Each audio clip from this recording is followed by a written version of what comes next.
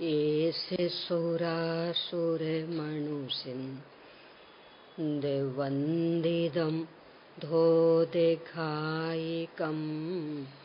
विमलं प्रणमामि बड्ढमानं तीर्थं धम्मस्य कर्तारम्। ओम ह्रीं श्री अरहंत सिद्ध आचार्य उपाध्याय साधु पंच परमेष्ठिभ्यो नमो नमः। अपना जीवन सुख शांति में बनाने हेतु जिनागम को अत्यंत संक्षेप में 5 बिंदुओं में गर्भित कर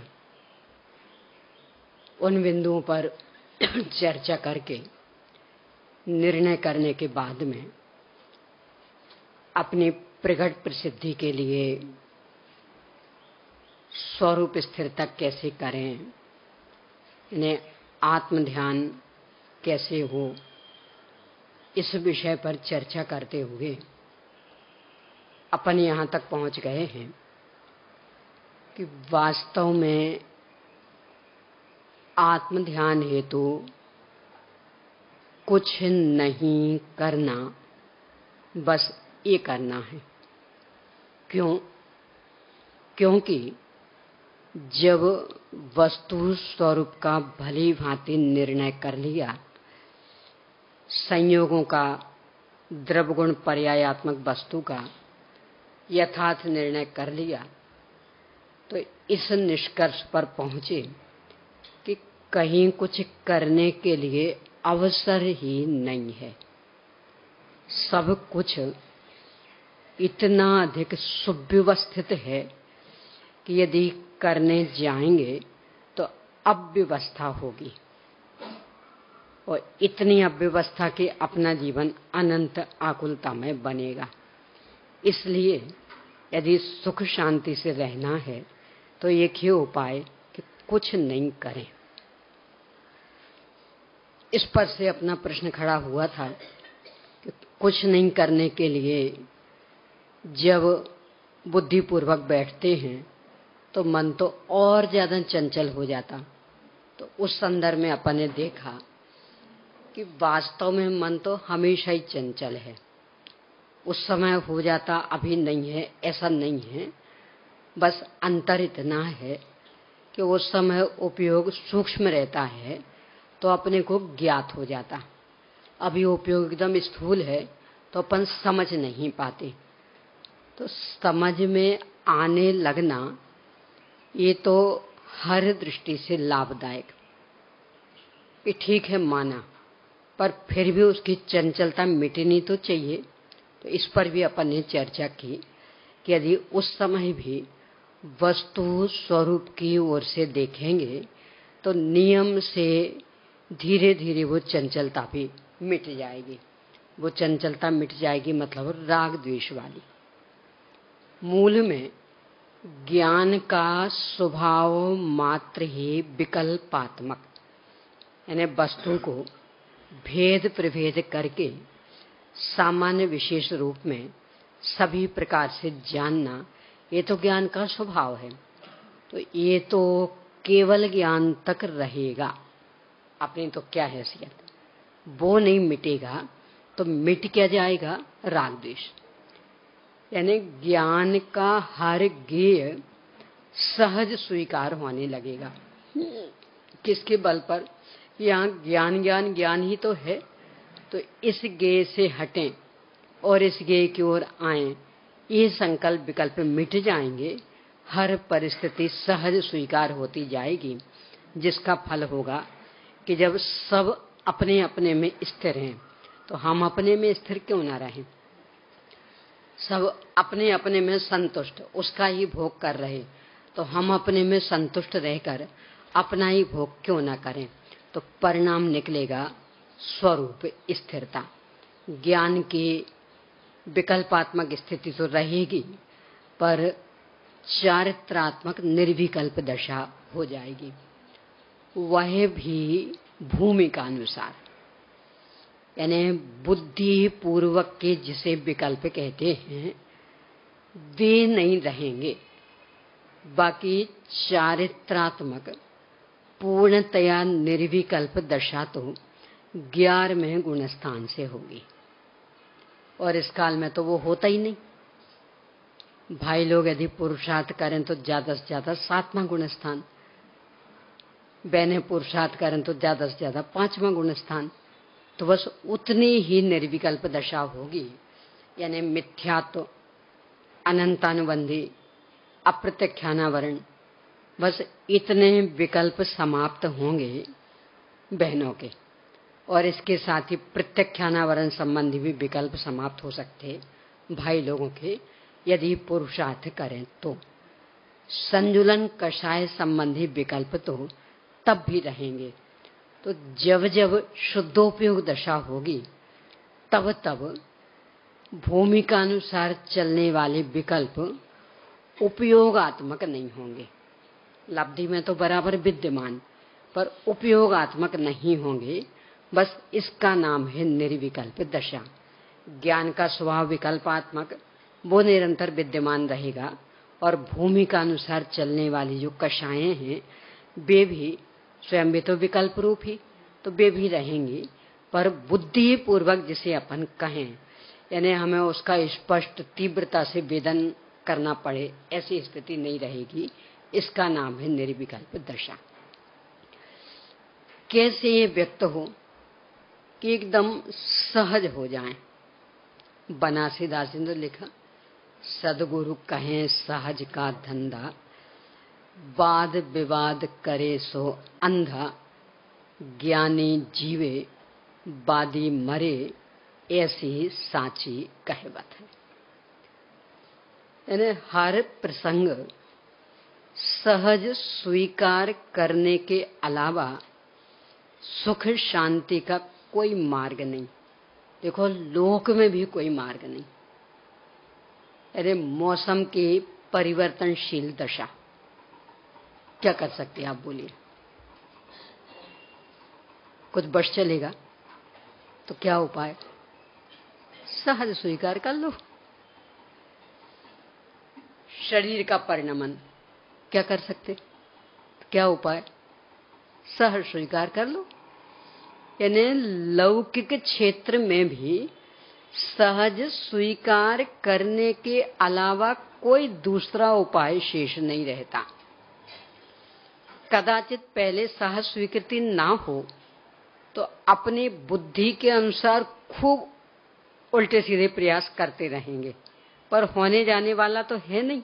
तो अंत में कहाँ रुकना पड़ेगा कि भाई मान लो कि यही होना था, पर अंत में मानते हैं मन महसूस करके, तो आकुलता तो भोग लेते हैं। वस्तु स्वरूप का चिंतन करेंगे तो शुरू में ही ये स्वीकार हो जाएगा कि यहाँ किसी का कुछ वश नहीं चलना है, वश चलाने की आवश्यकता ही नहीं, क्योंकि सब कुछ सुव्यवस्थित। कुछ गड़बड़ हो तो सोचा जाए, सब सुव्यवस्थित चल रहा, इसलिए हमें कहीं कोई वश नहीं चलाना। तो हर परिस्थिति, हर प्रसंग सहज स्वीकार करते जाएं। बस एकमात्र ये ही उपाय है सुख शांतिमय जीवन का। किसके बल पर ये होगा, क्या देखें तो सहज स्वीकृति हो जाएगी। इस पर चर्चा अब अपनी 203वीं गाथा से प्रारंभ हो रही। समय सार जी की 203वीं गाथा और उसकी टीका।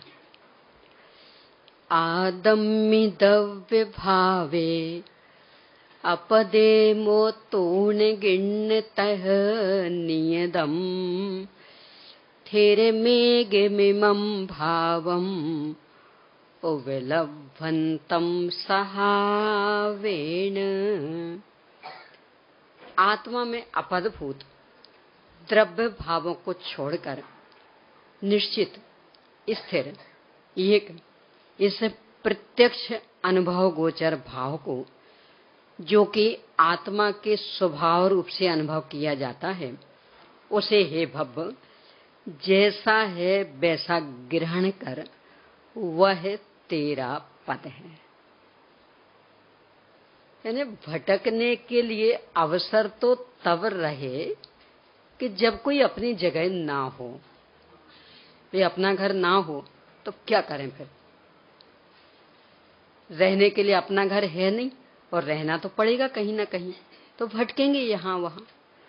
पर जिसका अपना आलीशान मकान हो, बहुत सुंदरतम, और वो वहां नहीं रहकर यहां वहां भटके, तो उसे क्या कहा जाएगा? और वो भी वहां की जहां कहीं ठौर नहीं मिल रही, यानी जहां जाता वहीं से हटाया जाता, और इज्जत पूर्वक नहीं, अत्यंत बेइज्जती से। आचार्य गुणभद्र स्वामी ने एक ग्रंथ आत्मानुशासन भी लिखा। उसमें वृद्धावस्था आदि का भी वर्णन है। तो उस पर आचार्य कल पंडित टोडरमल जी साहब की वचनिका भी है। तो वृद्धावस्था के बाद में देहावसान का प्रसंग है, उसमें उन्होंने उसका विश्लेषण किया कि इस मुर्दे को बांध करके क्यों ले जाते हैं? फिर वो चल फिर तो सकता नहीं है, तो खुला ले लेना, है ना? उठने की क्या भाई, अपन लोगों को ले भाई उठ जाएंगे, हम भग जाएंगे, तो फिर भी समझ में आता कि भाई बांध के ले जाओ। तो वो तो भग नहीं सकता, तो बांध के क्यों? वो भी बहुत खूब अच्छे से सब तरफ से, यानी कहीं ढीला न रह जाए, क्यों ले जाते? तर्क ही है, यानी कोई वैसा है नहीं, पर एक अपने को संबोधन देने के लिए कि क्या है अपनी स्थिति, सोचो तो सही। तो भी लिखते, चूंकि इसकी आदत बारंबार घर में आने की है, इस जड़ घर में निकला तो कई बार है, पर निकलता नहीं है। 2-4 दिन को यहां वहां फिर आएगा, फिर आ जाएगा, फिर यहां वहां घूम आएगा, फिर आ जाएगा, यानी अपने घर में रहता नहीं है। और इस पराए घर में रहने की ऐसी कुटेव पड़ गई, सब कुछ बर्दाश्त करता रहेगा, निंदा, अपमान, बेटे बहुओं की गालियां, यहां तक कि पिट भी जाए बेटे के द्वारा, और नाती पोतों की भी शिकायतें, और न जाने क्या क्या, सब कुछ सहता रहेगा, पर रहेगा यही। कुछ दिन को निकल भी जाएगा, पर चैन नहीं मिलती इसे बाहर, फिर आ जाएगा। तो ये जो इसकी बार बार रहने की कुटेव, इसलिए अब सब मिलकर के इस तरह से निकालते कि अब कहीं लौट के आई ना पाए, पूरे बांध करके अच्छे से। तो उल्टे पैर क्यों रखते? तो देखा होगा ना, मुर्दा जब निकालते तो कैसे निकालते? ने बांध तो दिया, लेटा दिया, बांध दिया, अब सिर आगे कि पैर आगे? क्या रहता आगे? भाई लोगों को ज्यादा पता होगा। यानी घर में से जब निकालते तो सिर आगे रहता कि पैर आगे रहता? सिर आगे, मतलब उल्टे पैर, यानी पैर आगे करके नहीं, सिर आगे पैर उल्टे। तो उल्टे क्यों? लौटना आगे जल्दी से, लौटने की बहुत कुटेव है ना इसको, तो लौटना आगे।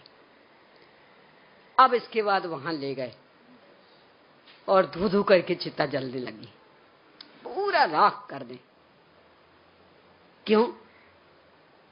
इसकी आदतें कम खोटी थोड़ी है, बचा रहेगा तो फिर भागेगा, और फिर इतने ही नहीं, फिर खोपड़ी को फोड़ेंगे। बाकी तो राख कर दियो, खोपड़ी को फोड़ेंगे। क्यों? क्योंकि यही सारा कराती थी। ये सब जो करता था, ये किस कारण, कौन कराता था? एक खोपड़ी, तो उसको फोड़ेंगे, और फिर राख को भी समेट करके नदी में। क्यों?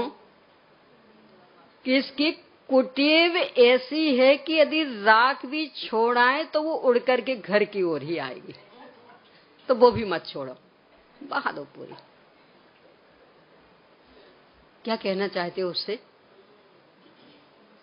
यानी कितना ये इन घरों में रमने वाला हो गया, और वो भी कि जो इसे रख नहीं पा रहे, यानी जिस घर में जाता वहीं से भगाया जाता, इतना अपमान कर करके, यानी बांध के भगा रहे।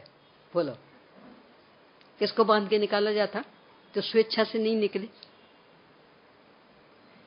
यानी आपसे कहा आप उठिए यहां से, सहज उठ जाएंगे तो कोई आपको पकड़ के उठाएगा? तो फिर कहा आप उठिए यहां से, नहीं उठे। आपको सुनाई नहीं दे रहा, उठिए यहां से, नहीं उठे। क्या कहेंगे? पकड़ो जरा इन्हें। अभी मान लो बहुत ताकतवान है तो एक झटका इन्हें दे दिया, आप क्या कहेंगे? संभल के पकड़ो और बांध लो अच्छे से और बांध के ले जाओ। तो किसी को भी बांध के ले जाना किस बात की निशानी? कि आसानी से निकलता नहीं था, इसी की निशानी ना। नहीं तो क्यों बांध के ले जाते? यानी निकलता नहीं है आसानी से। लिटा के क्यों ले जा रहे? कि खड़े खड़े तो निकालना मुश्किल, अनेक बार निकला फिर आ जाता है लौट के, तो अब तो बिल्कुल बांध के आड़ा करके ले जाओ। यानी कैसी कुटेव कि उन घरों में रह रहा है कि जिन घरों में रहने के लिए कोई इसे स्वीकार नहीं कर रहा, पसंद नहीं कर रहा कि रहे, और इसलिए धक्का दे दे करके निकाला जा रहा, और फिर भी आदत बदल नहीं रही। अपने भजन है ना बहुत, हमें तो कबहू न निज घर आए, हमें तो कबहू न निज घर आए, पर घर फिरत बहुत दिन बीते, नामे अनेक धराए, हमें तो कबहू न निज घर आए। क्या उपलब्धि हुई? नाम अनेक धराए। नाम तो समझते होंगे, हाँ? ये नाम नहीं, नाम धराना ये मुहावरा है। मुहावरा समझते ना, फेस मुहावरा है, यानी बेइज्जती। नाम धराना मतलब बेइज्जती होना। कि देखो भाई, नाम धराने जैसा मत करो, कुलीन घराने के हैं आप, क्या माता पिता को लजा रहे हो? नाम धराने का काम कर रहे, अरे बेइज्जती वाला काम मत करो, जिससे कुल में कलंक लगे, ऐसा काम मत करो। तो अपने जो ये नाम धराए जा रहे ना, कहीं एक नाम टिकता? यहां आके बैठ गए, आप लोग कहलाने लगे श्रोता, मेरा नाम पड़ गया वक्ता। अब यहां से मान लो घर जाना, और उदाहरण के लिए कि मान लो एसटी बस, सिटी बस अथवा मेट्रो आदि से जाना, क्या नाम पड़ जाएगा? पैसेंजर। अब घर में पहुंचे तो कोई बहन, तो कोई काकी, तो कोई मम्मी, तो कोई मामी, तो कोई मौसी, किस किस नाम से पुकारेंगे? कुछ सामान खरीदने गए तो ग्राहक, और कदाचित डॉक्टर के यहां जाने का नंबर आ गया तो, और यदि किसी कारण वकील के पास जाना पड़ा तो, यानी कोई एक नाम रखते ही नहीं, पुकारते ही नहीं किसी एक नाम से। एक दिन में भी देखें तो कितने नाम बदलते। देखो, लौकिक नियम है, कोई यदि अपना परिचय पत्र बदले, नाम बदल बदल के बताए, तो पुलिस गिरफ्तार कर लेती। यानी आपको, आपके ऊपर शंका होगी पुलिस को कि ये कुछ गड़बड़। पूछा आपका नाम, तो एक क्षण पहले आपने कुछ बता दिया। आप फिर उसने और यहां वहां से पूछा, फिर पूछा आपका नाम, दूसरे क्षण कुछ बता दिया। आप कहाँ रहते, तो एक क्षण कुछ, फिर थोड़ी देर बाद दूसरी क्षण कुछ। बोलो क्या होगा? यानी जो अपना परिचय ही एक रूप नहीं दे रहा, इसका मतलब वो नागरिक तो नहीं होगा यहाँ का, अवश्य ही कोई घुसपैठिया होगा। आतंकवादी होगा, कुछ ना कुछ गड़बड़ करने वाला होगा, तो आखिरकार गिरफ्तार कर लिए जाएंगे। अब अपनी स्थिति, दुकान पर गए तो ग्राहक आया है, घर पे गए तो बहन आए हैं, भाई के यहां गए तो बहन आए, माँ के यहां गए तो बेटी आई है, ठिकाना है। और अपने को भी वही नाम सुनना पसंद आते हैं। कोई आत्मा कह के पुकारे ना तो लगते ही नहीं कि हमें पुकार रहा कोई, बस पढ़ लेते हैं शुद्धात्म है मेरा नाम। पर यदि कोई शुद्धात्म कह के पुकारे, अब वो ये बात अलग है किसी का शरीर का ही नाम शुद्धात्म रख दिया जाए तो बात अलग है, फिर तो वो तो वैसे ही हो गया। पर ऐसे नाम कोई दूसरा हो और फिर शुद्धात्म कह के पुकारे तो लगता कि हमें पुकार रहा होगा कोई दूसरा शुद्धात्म इनमें से। कोई चेतना कह के पुकारे तो लगता कि हमें पुकार रहा होंगे कोई किन्हीं का नाम होगा चेतना में, उनको पुकार रहे होंगे। और इतना ही नहीं, स्थान का भी। अभी पूछे कहाँ हैं आप? मनुष्य गति में, तो वहां रह रहे। अब कुछ ही क्षणों बाद देहावसान हो गया तो आप कहाँ रहने लगे? और फिर वहां से देहावसान हो गया, आप कहाँ रहने लगे? यानी इसके परिचय का कोई ठिकाना ही नहीं है। विश्वास करने लायक है व्यक्ति। यानी लोक का भी नियम कि जिसके परिचय का ठिकाना नहीं हो उसे विश्वसनीय व्यक्ति नहीं माना जाता। तो अपना ये जो परिचय का ठिकाना नहीं है, कभी कुछ नाम भी बदलते, स्थान भी बदलते, कभी कहीं, तो कैसे विश्वसनीय रहेंगे? और जब ये सही परिचय नहीं देता तो बंधन में पड़ता है। तो अपन भी सही परिचय नहीं दे रहे तो क्या होना चाहिए था? बंधन में पड़ रहे। उपाय क्या है कि एक बार अपना सही परिचय प्राप्त कर लें और फिर वैसा ही देने की आदत बना लें। कब दे सकेंगे? कि सबसे पहले तो ये निर्णय हो कि है हमारा कोई घर, हम घर के बिना वाले व्यक्ति नहीं हैं, भले भटक रहे हैं पर है।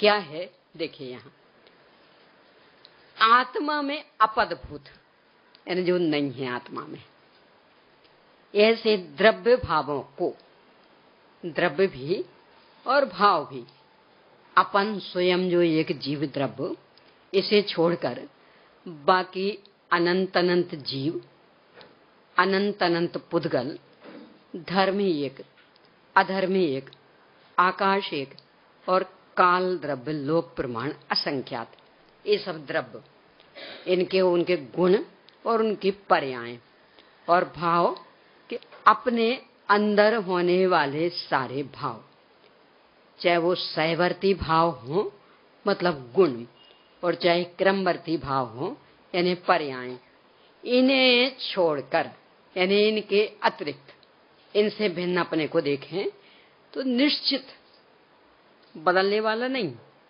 स्थिर, अनादि अनंत एक रूप।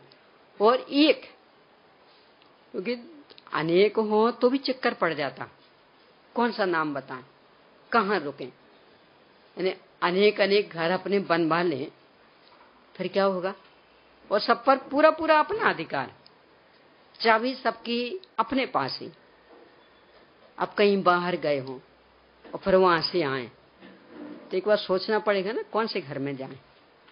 यानी सभी लॉक हैं, चाबी अपने पास है, अपना अधिकार ही, तो कहाँ जाना पड़ेगा? सोचेंगे। और एक ही हो तो कि अब सोचने के लिए कहाँ? तो ये एक, इस प्रत्यक्ष अनुभव गोचर छिपा हुआ नहीं है, नित्य उद्योतमान, हर समय स्पष्ट अनुभव में आ रहा कि ये में। पहले अपन चर्चा कर चुके कि और कुछ भी समझ में नहीं आ रहा हो तो भी इतना तो समझ में आ रहा ना कि मुझे कुछ भी समझ में नहीं आ रहा। इतना तो समझ में आ जाएगा कि नहीं? इन्हें क्या बताया जा रहा तो कुछ समझ में नहीं आ रहा। तो इतना तो समझ में आ गया ना कि मुझे कुछ समझ में नहीं आ रहा। ये मुझे कुछ समझ में नहीं आ रहा, ये कौन है, कौन कह रहा? और सब कल आए थे तब भी कुछ समझ में नहीं आया था, और परसों आए थे तब भी कुछ समझ में नहीं आया था, और देख लेना कल आएंगे ना तब भी कुछ समझ में नहीं आएगा। इनकी हमें खुद बातें समझ में नहीं आती। तो इतना समझ में आ गया ना, तो इसमें कौन प्रत्यक्ष अनुभव में आया और कितने काल वाला? कल वाला भी, परसों वाला भी। अब ऐसे और लगा लो कि सब 1-2 मई से इनका सुन रहे हम, कुछ समझ में नहीं आ रहा। तो इसका मतलब क्या निकला? 2 मई से आप तो वही के वही है। समझ में आया हो चाहे नहीं आया हो, पर आप इतने लंबे काल के हैं, ये तो ख्याल में आ गया ना कि नहीं सब उसके पहले भी हमने अमुक जगह सुना था, वहां भी कुछ समझ में नहीं आया। तो और बढ़िया, आपका और लंबा जीवन भूतकाल का सिद्ध हो गया कि नहीं उसके पहले भी हमने सुना था, तब भी समझ में नहीं आया।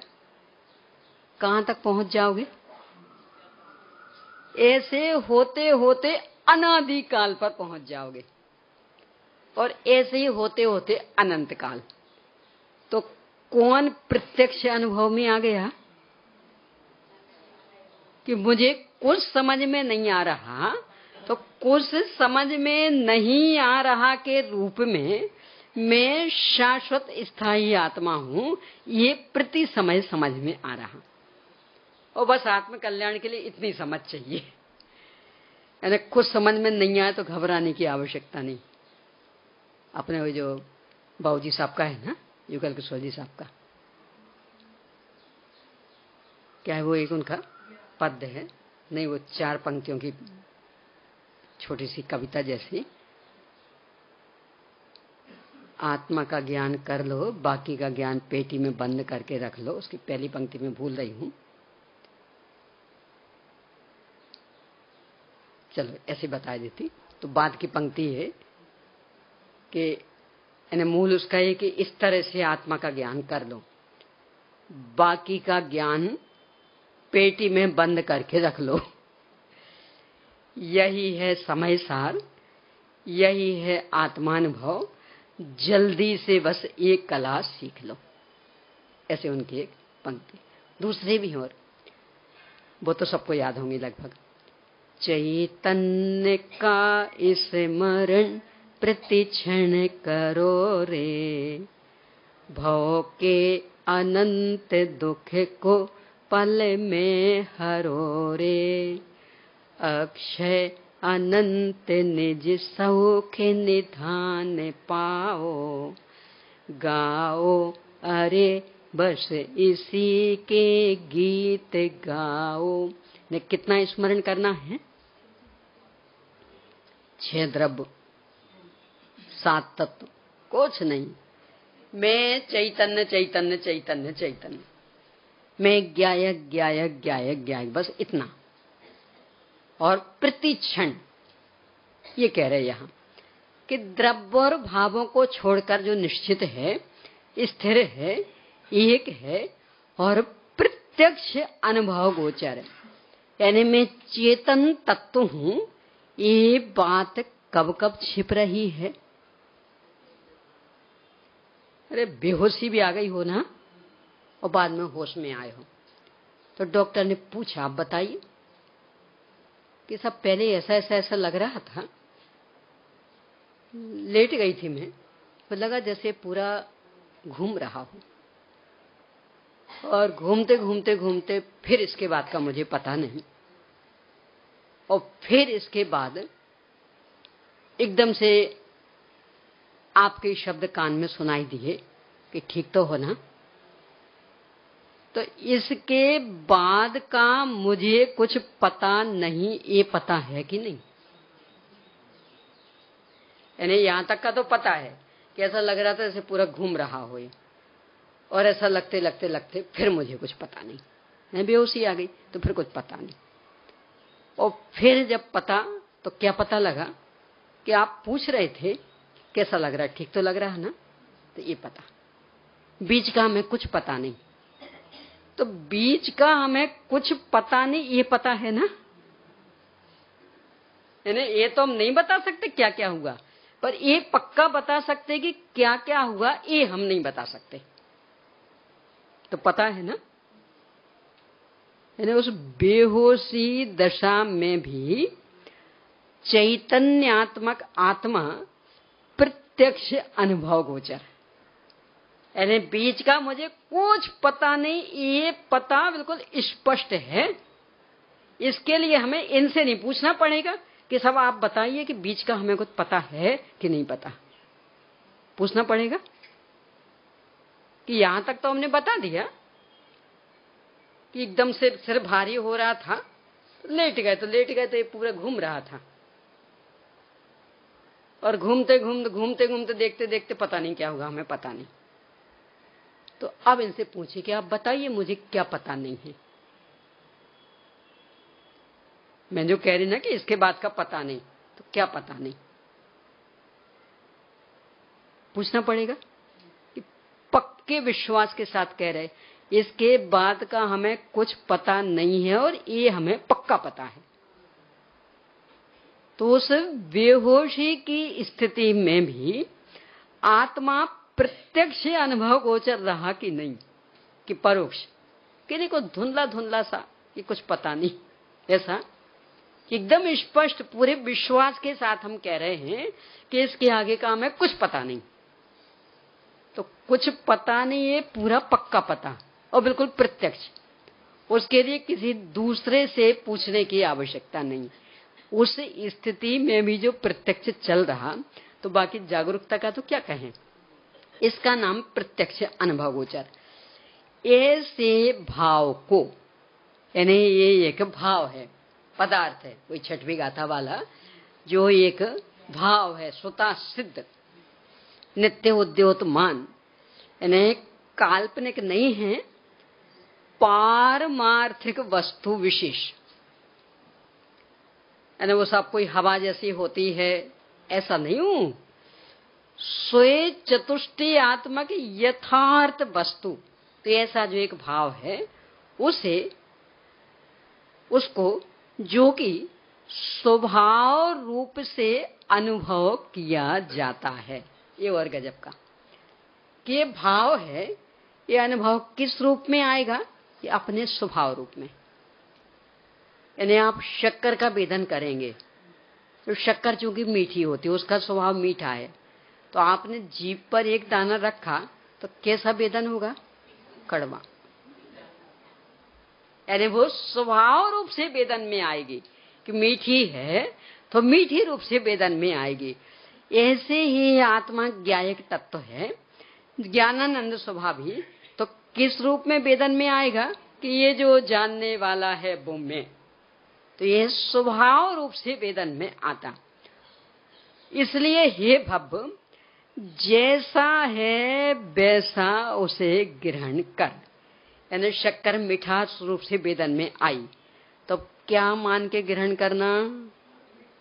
कि नहीं, वेदन में तो मिठास रूप में आई है, पर अब दूध में डालेंगे तो पता नहीं कहीं दूध को कड़वा ना बना देवे। किस रूप में ग्रहण करना? कि मिठास रूप से वेदन में आई है, यानी हम उसका उपयोग करेंगे तो उसे वो मीठा ही बनाएगी। ऐसे ही आत्मा ज्ञायक रूप से वेदन में आया, यानी हम इसे ग्रहण करेंगे तो ज्ञान ज्ञान ज्ञान ज्ञान ही व्यक्त होगा। क्यों? ज्ञान इसका स्वभाव है। तो स्वभाव रूप से ग्रहण किया तो निरंतर स्वभाव स्वभाव स्वभाव ही व्यक्त होगा।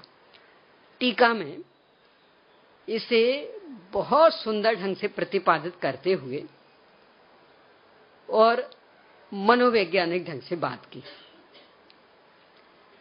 तुलसीदास जी की एक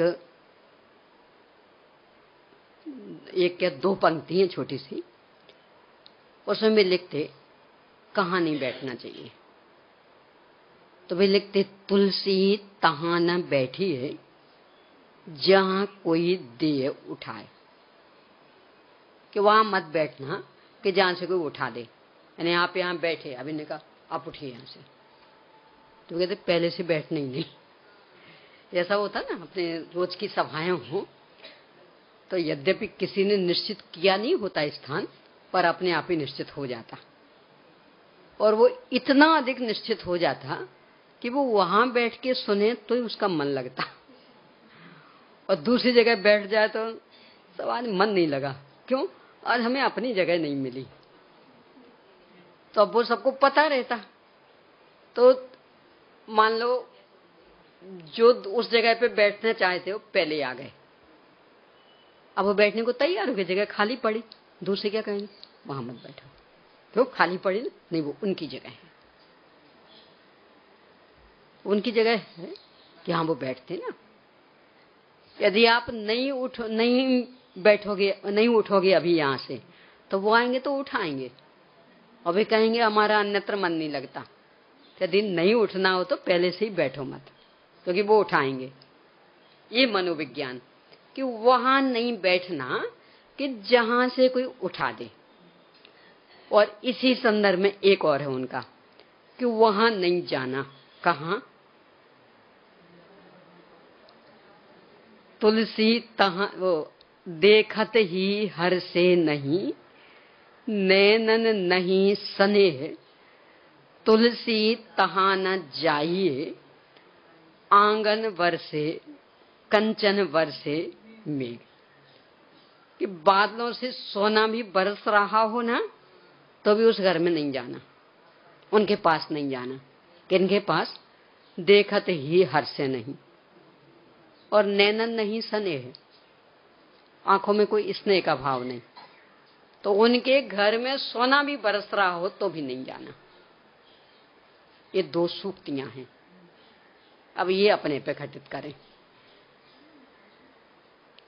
अपन अभी यहां बैठे, किसने बिठाया? कर्म के उदय ने। कौन उठा देगा? कर्म का उदय।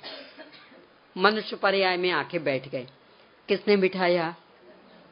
कौन उठा देगा? और सूक्ति क्या थी?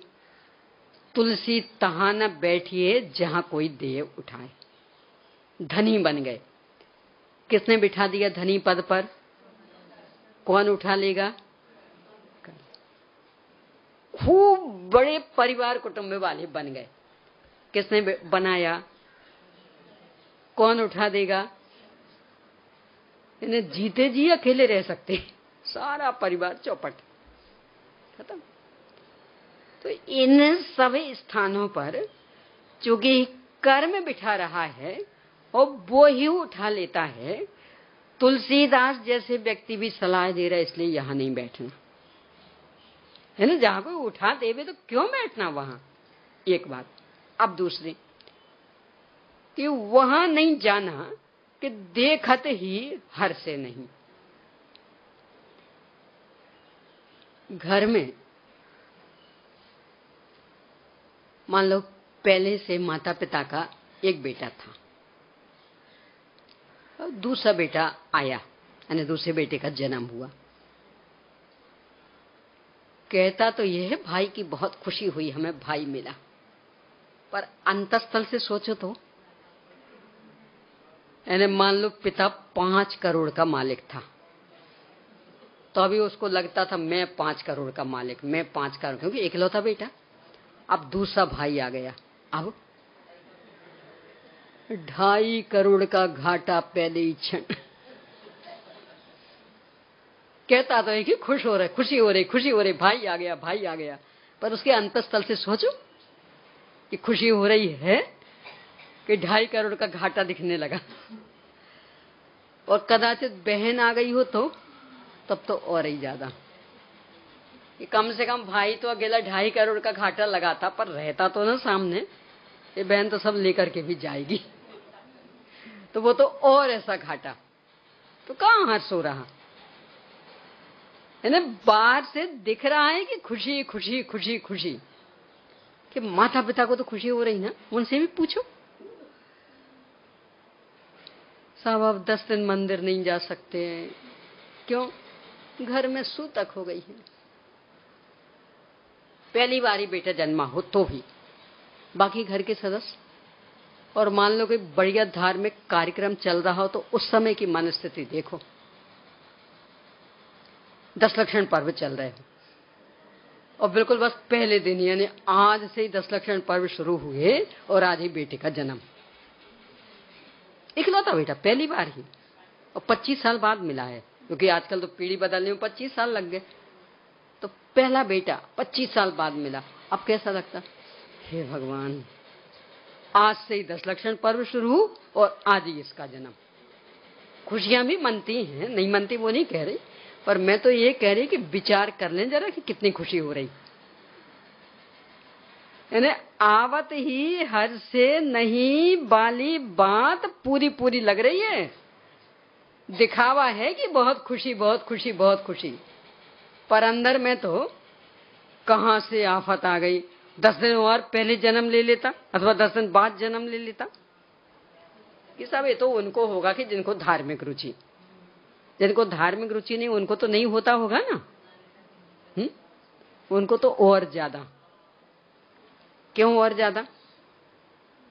अभी आराम से पत्नी के साथ में गुलछर्रे उड़ा रहे थे। अब बेटे का जन्म हो गया तो अब तो विषय भोग में बाधा पड़ जाएगी। तो कहता है खुशी हो रही, अब कहीं आ जा भी नहीं पाएगा। यानी अभी पेट में था तो भी आराम से निकल जाता था कहीं में सैर सपाटा करने को। अब जन्म ले लिया तब तत्काल तो कहीं ले ही नहीं जा सकता। क्यों? बहुत खतरा, बेटे को भी पत्नी को भी उसकी मां को भी बहुत खतरा। तो अब विषय भोग में भी अब होटल का खा ही नहीं सकते, और इन विषय भोगों को अकेले खाने में थोड़ी मजा आता। सिनेमा भी जाना तो अकेले जाने में मजा थोड़ी आता। कश्मीर की सैर करने जाना हो तो भी अकेले में मजा थोड़ी आता। तो अब जा पाएंगे तो उन्हें तो और ज्यादा परेशानी। यानी कह रहे हैं बहुत खुशी, पर यथार्थ उनका मन टटोले तो लगेगा कि कितने बेचैन होगा कि हे भगवान अब नहीं जा पाएंगे, अब सिनेमा नहीं देख पाएंगे, अब टीवी नहीं देख पाएंगे एक साथ बैठ के, और भी विषय भोग नहीं, खाना पीना भी मुश्किल। क्यों? उसका खाना तो उसके जैसा चलेगा, वो जच्ची वाला खाना चलेगा, वो होटल वाला खाना थोड़ी उसके चलना। तो अब तो मजा सारा किरकिरा। यानी चाहे धार्मिक रुचि वाले हों और चाहे भौतिक रुचि वाले हों, दोनों को ही उस नए सदस्य का आना अंतस्थल से तो अच्छा नहीं लगता है। बाहर नाटक पने में भले अच्छा बताते हैं, खूब खुशियां, पर अंतस्थल से विचार करें। और वो भी आ गया, प्रयास तो यही रहता था नहीं आए सो ही अच्छा। अब वो तो भगवान भरोसे आ गया है, तो आ गया तो खुशी मना लेते हैं। क्या है बोलो, अपना अपना सोच लेना। पूरा प्रयास क्या रहता? संतान नहीं हो तो बढ़िया, नहीं हो तो बढ़िया, भोगना तो है, कारण तो जुटाना। पर कौन पड़े बच्चों के चक्कर में? पालना पोसना बड़ा करना कितनी आफत झंझट। कोई एक झंझट है क्या जिंदगी भर की? नहीं। तो कारण अच्छे लग रहे और कार्य अच्छा नहीं लग रहा, इसका मतलब कहां रहा आवत ही हर से नहीं। अब वो तो जबरन आ गया, उसका भाग्य प्रबल था, आ गया तो खुशी मना देते हैं, पर अंदर तो बिल्कुल खुशी नहीं। और फिर कदाचित तो और कोई परेशानी आ जाए तब तो कह नहीं क्या, उस बच्चे के मुंह पे कह दे तो होता ही नहीं तो बढ़िया रहता, और होते साथ ही मर गया होता तो भी हमें चल जाता, ऐसा भी कह दे तो कहां आवत ही हर्ष से होता। हर्ष कोई सा भी संयोग मिले, और नैनन नहीं स्नेह। जब हर्ष नहीं तो आंखों में स्नेह कैसे हो सकता, वात्सल्य कैसे हो सकता? सब कृत्रिमता है। विषय भोग वाला विषय भोग में आफत मानता है, धार्मिक वृत्ति वाला धर्म में आफत मानता है, तो कहां स्नेह रहता? तुलसीदास जी सलाह देते वहां नहीं जाना, भले उसके घर में स्वर्ण वर्षा हो रही हो तो भी। इस गाथा का मर्म है उन सूक्तियों में कि ऐसी जगह पर नहीं बैठना कि जहां से उठना पड़े, और ऐसे स्थान पर नहीं जाना कि जहां स्नेह भी ना मिले, जहां खुशी भी ना मिले। 4 गति 84 लाख योनियों में से कौन सी ऐसी जगह की जहां से नहीं उठना पड़ेगा? बोलिए। इतना अंतर पड़ सकता, कहीं से जल्दी उठना पड़ेगा, कहीं थोड़े से ज्यादा। निगोद आदि में पहुंच गए तो अंतर मुहूर्त में उठना पड़ेगा, और 7वें नरक में पहुंच गए अथवा सर्वार्थ सिद्धि में पहुंच गए तो 33 सागर तक बैठे रह सकते, पर उठना तो पड़ेगा नियम से। तो क्या फर्क पड़ना है 1 दिन में उठे कि 10 दिन में उठे? तो वहां नहीं बैठना। और हर्ष वाला तो कोई प्रसंग ही नहीं है, स्नेह वाला तो कोई प्रसंग ही नहीं है, सब स्वार्थ के सगे। स्वार्थ बिन कोई बात ना पूछे। तो जब तक बस सदता रहता तब तक खुशी खुशी खुशी। अपने यहां तो कवियों ने ऐसे ऐसे भजन बनाए, मैंने पूरा कच्चा चिट्ठा खोल के रख दिया कि जिस बेटे के लिए ये सब कुछ किया, जब तक स्वार्थ सधा तो पिताजी पिताजी पिताजी, और जहां स्वार्थ सदना बंद हुआ तो वो ही आग लगा के आता है। किसमें? जिसको पिताजी पिताजी कह रहा था वो ही। अपने परंपरा है हा? मुखाग्नि कौन देगा? बेटा। तो जिस बेटे के लिए सब कुछ किया वो आग लगा के आता। जिस पत्नी के लिए सब कुछ किया, जब तक स्वार्थ सधता रहा तब तक तो ठीक ठीक ठीक, और जहां स्वार्थ सदना बंद हुआ तो ले जाओ। रोती है पर दम क्या है? नाटक है पूरा। देखो विचार करना, बुरा लग सकता आपको कि आप कैसी बातें करते हैं आप, नाटक। हमें वास्तव में बुरा लग रहा। देखो वहां 2 चीजें थी, एक आत्मा और एक शरीर। तो शरीर तो पड़ा ही है, तो आपको अच्छा लग रहा तो रख लो ना, क्यों नहीं रख रहे? तो कहां अच्छा लग रहा कि नहीं हमें तो आत्मा से प्रेम था, कोई बात नहीं। मान लो कदाच वो व्यंतर बन गया हो और आए अब, और पूरा प्रमाण दे मैं वही हूं जिसके लिए तो रो रही है ना, वही हूं मैं, और अब मैं तो यहां रहूंगा, ये है यहां बैठूंगा, यहां मुझे स्थापित कर दो। बोलो क्या होगा? रो रही ना उसके लिए, तो कह रहा मैं यहां बैठूंगा। बुलाओ कि नहीं मंत्र तंत्रवादियों को, इस घर में तो नहीं रहे मिलेगा स्थान, कि बस मैं अकेले इतने में ही बैठा रहूंगा, और इसका छोटा करना हो तो छोटा भी कर सकते, बस इतनी सी जगह दे दो, बस बैठे रहेंगे हम। नहीं, हमारा घर बाल बच्चों वाला घर है, तुम्हारा क्या ठिकाना। तो कहां पसंद है आत्मा? बोल। यानी ना शरीर पसंद है ना आत्मा पसंद है।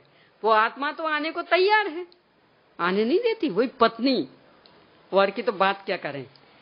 यानी जो वो पत्नी रो रही है ना, हमें छोड़ के चले गए, हमें छोड़ के चले गए, उससे ही वो कह रहा कि मैं आ गया हूं, रो मत, बस छोटी सी जगह हमें दे दो, हम बैठे रहेंगे यहां। नहीं, इस घर में तो नहीं मिलेगा, 1 इंच प्रमाण स्थान भी तुम्हें नहीं मिलेगा। तो कहां पसंद? तो क्या था? बस वो स्वार्थ था। तो जब तक स्वार्थ सद रहा था तब तक तो ठीक ठाक, और अब स्वार्थ तो सदेगा नहीं, तो निकालो।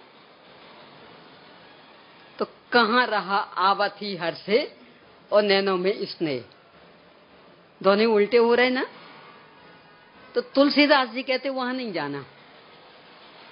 यहां 4 गति 84 लाख योनियों में ये दशा, तो वहां नहीं जाना। तो कहां जाना, कहां बैठना? वास्तव में इस भगवान आत्मा में बहुत कम गाथाओं की टीकाएं ऐसी हैं कि जिनमें आचार्य श्री ने अपने को भगवान आत्मा कहा। कम ही गाथाएं, टीकाएं हैं, गाथा में तो है ही नहीं, टीकाओं में 38वीं गाथा की टीका, फिर 72वीं गाथा की टीका जहां 3 बार कहा, ऐसे बहुत कम ही गाथाएं। एक ये भी टीका ऐसे ही, यहाँ भगवान आत्मा कहा। क्या होता भगवान आत्मा?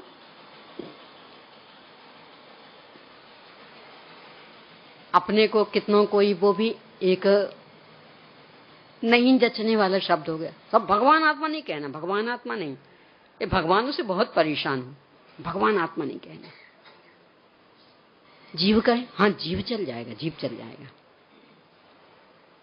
ज्ञाता दृष्टात, हाँ वो चल जाएगा, भगवान आत्मा नहीं। क्यों? अर्थ नहीं समझ रहे इसलिए। भगवान आत्मा और ज्ञानानंद स्वभावी आत्मा, इसमें अंतर क्या है? शब्दों में भी एकाक्षरी नाम माला में भ यानी होता सुख और ग यानी होता ज्ञान और वान यानी संपन्न, धनवान बोलते ना, धनवान यानी धन से संपन्न, विद्वान यानी विद्या से संपन्न, वही वान यहाँ। तो भ यानी सुख, ग यानी ज्ञान और वान यानी संपन्न, यानी सुख और ज्ञान से संपन्न आत्मा को भगवान आत्मा कहते हैं। तो ज्ञानानंद स्वभावी आत्मा और भगवान आत्मा, इसमें अंतर क्या रहा? वहां बड़ा नाम था ज्ञानानंद स्वभावी, उसका शॉर्ट फॉर्म कर दिया भगवान, अर्थ तो वही। अब ये नहीं समझ में आता तो झगड़ा नहीं, भगवान आत्मा नहीं कहना, ज्ञानानंद स्वभावी कहो तो चल जाएगा। कह रहे भगवान में प्रभुता बताना चाहते, क्योंकि भगवान के प्रति अलग से अपने को एक आदर है ना, उनकी अनंत सामर्थ्य संपन्नता का विश्वास। वे एक विशिष्ट व्यक्तित्व, अद्वितीय व्यक्तित्व, ऐसा अपना मन स्वीकार करता। तो अपने को जब भगवान आत्मा कहते हैं तो आचार्य श्री अपनी दृष्टि इस ओर ले जाना चाहते, अनंत सामर्थ्य संपन्नता और एक विशिष्ट व्यक्तित्व,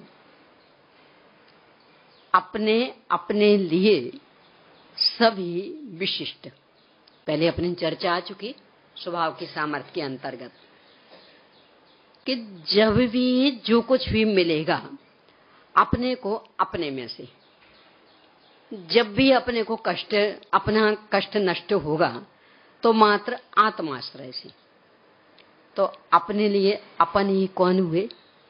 सर्वे सर्वा, और बाकी सारा विश्व रहे तो भी उसके आश्रय से कष्ट नष्ट नहीं होंगे, और नहीं रहे तब तो कोई फर्क पड़ने वाला है ही नहीं। तो अन्य का तो होना और नहीं होना कुछ मायने ही नहीं रखता। इसीलिए पहले 144वीं गाथा की टीका में जो कहा था कि मानव विश्व के ऊपर तैरता हुए ने इतना महान अपने लिए मैं लग रहा कि बस मैं ही मैं, बाकी मेरे लिए कुछ नहीं, एक और राम एक और गाम। तो ऐसा मैं भगवान आत्मा बहुत से द्रव्य भावों के मध्य में से, यानी इन सबके बीच में रह तो रहा हूं, क्योंकि रहने की पद्धति, क्यों? जगह कम है ना, इसलिए। यानी अकेले लोकाकाश में रह सकते, लोकाकाश तो असंख्यात प्रदेशी, तो मूल में अपने ही असंख्यात प्रदेश हैं। तो यदि पूरे फैल पसर के रहें तो पूरे लोकाकाश में मात्र एक जीव ही रह सकता। अब बाकी कहां जाएंगे? बाकी को रहने को जगह ही नहीं मिलेगी, और रहते तो हैं अलोकाकाश में, तो जा नहीं सकते। तो ये तो रहने की पद्धति कि एक दूसरे में प्रवेश करके कितनों के साथ एक क्षेत्रावकाश संबंध, तो कितनों के साथ निमित्त नैमित्तिक संबंध, ऐसा बन जाता। तो यहां भी अनंत अनंत द्रव्य रह रहे हैं। तो ये तो रहने की पद्धति तो वो बताई पहले कि बहुत से द्रव्य भावों के मध्य में, बहुत से यानी जहां भी अपन बैठे वहां अनंत अनंत, दो चार नहीं है। जीव भी यहां अपने लिए तो एक जीव, पर इस धोखे में नहीं रहना कि यहां बस अकेला एक ही जीव बैठा है। अपने शरीर में भी असंख्य अनंत जीव, और पुद्गल आदि तो अनंत हैं ही है। और धर्म द्रव्य भी है, अधर्म भी है, क्योंकि वो तो अखंड है ना, तो यहाँ भी व्याप्त। और आकाश भी है, और काल द्रव्य तो पूरे लोकाकाश में एक एक प्रदेश में रत्नों की राशि के समान जड़े हुए, तो यहाँ की प्रदेशों में भी यानी सभी द्रव्य, और देखें तो संख्या में अनंत अनंत, उनके बीच में अपन एक रह रहे। तो यद्यपि रह रहे, ये रहने की व्यवस्था जो अतत स्वभाव से अनुभव में आते हुए, यानी इन सब के बीच में मैं रह रहा हूं, पर ये सब मुझे किस रूप में अनुभव में आते? अतत, मैं उस रूप नहीं हूं। तत् यानी उस रूप, स्वभाव होना, तो उस रूप होना यानी तत् स्वभाव, और अतत स्वभाव यानी उस रूप नहीं होना। यानी सभी एक साथ रह रहे हैं, पर जो ये रह रहे हैं वे मुझे अपने रूप से अनुभव में नहीं आते, भिन्न रूप से अनुभव में आते। तो अतत रूप से अनुभव में आते हुए स्वभाव रूप नहीं, क्योंकि स्वभाव रूप से अनुभव में आते ही नहीं। दूध में पानी मिला दिया हो, दिख तो रहा बिल्कुल एक जैसा। 1 किलो दूध था, अच्छा बहुत गाढ़ा दूध था, तो उसमें 1 पाव पानी मिला दिया, 1.25 किलो दूध हो गया। काम तो चल जाएगा, परंतु अनुभव में क्या आएगा उस पीने वाले को कि तो आज का दूध तो पनीला लग रहा। क्यों पनीला क्यों लग रहा? आप देखो ना, देखो दूध का आकार, जैसा दूध सफेद होता वैसा, कि हाँ वो तो दिख रहा है, परंतु तो वो पानी किस रूप में अनुभव में आ रहा? दूध रूप में कि पानी रूप में? ऐसे ही यहाँ कि अनंतानंत द्रव्यों के साथ में तो रह रहे हैं, पर आत्मा किस रूप में अनुभव में आता, और शरीर किस रूप में? कि सभी शरीर तो जड़ स्वभावी और आत्मा चेतन स्वभावी।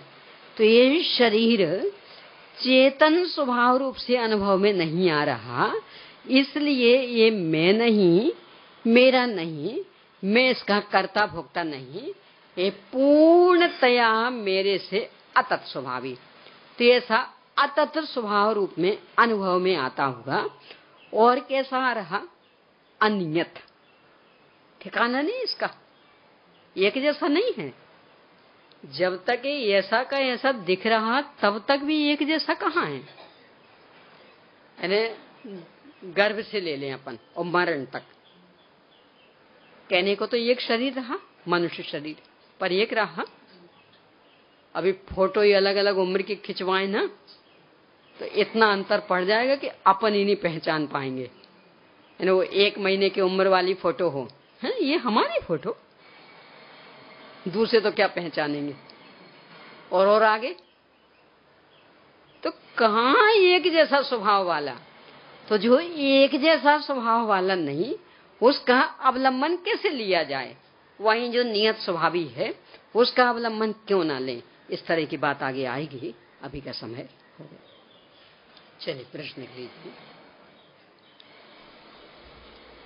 तुलसीदास जी के अनुसार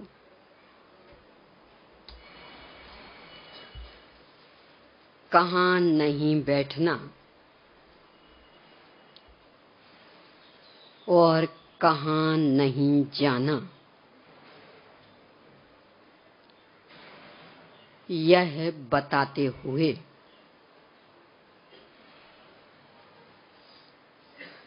इसे अपने ऊपर घटित करके बताइए।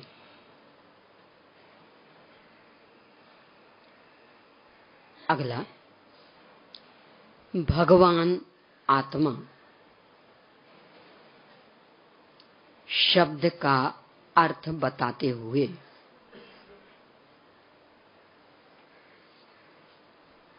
इस शब्द का प्रयोग करने का कारण बताइए।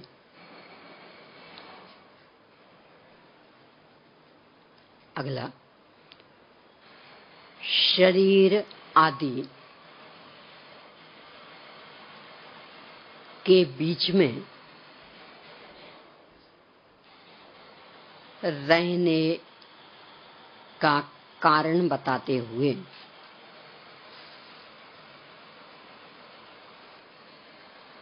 ये सभी मुझसे अतत स्वभावी हैं, इसे स्पष्ट कीजिए।